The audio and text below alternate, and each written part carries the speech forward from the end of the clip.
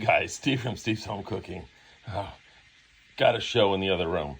Anyway, so I'm making a cheesecake with key lime. One of the things I'm trying to do on this one, I'm going to show that you can do this kind of stuff without having any real electric tools. So you can do this basically with just hand tools. So I've got graham crackers and brown sugar in here that I use the back of a peeler that I just hit it like this to break it up.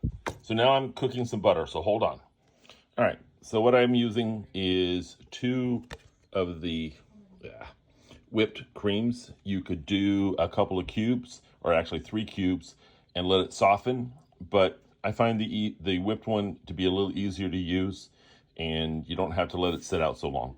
So now we have the whipped cream cheese. Okay, so now that I've got whipped cream, cream cheese, and a little bit of sour cream, we happen to use the Daisy brand because that's the one we like the best, but you can use any one. I've got that in a bowl. Now I'm going to add 2 eggs and some key lime.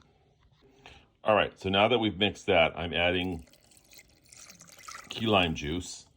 I actually think I'm adding a little bit more than I should, but that was all the key limes that I had. So now let me mix this together. Okay, so now we have the graham crackers, brown sugar, and a little bit of butter in the pan. And now I'm going to put this in an oven at 375 for about 15-20 minutes. All right, guys, so we just pulled it out of the oven. Looks like I did get the graham crackers a little bit overdone, and it did crack a little bit. I know you're supposed to use a water bath, but right at the moment I didn't have a pan big enough to use for a water bath. So we'll test it here shortly. As I've always said, it's better to eat at home than it is to eat out. All right, guys, so here's the pie. It did come out a little tart. I needed to put a little bit of sugar probably with it, but it did turn out well. It's delicious. As I've always said, it's better to eat at home than it is to eat out.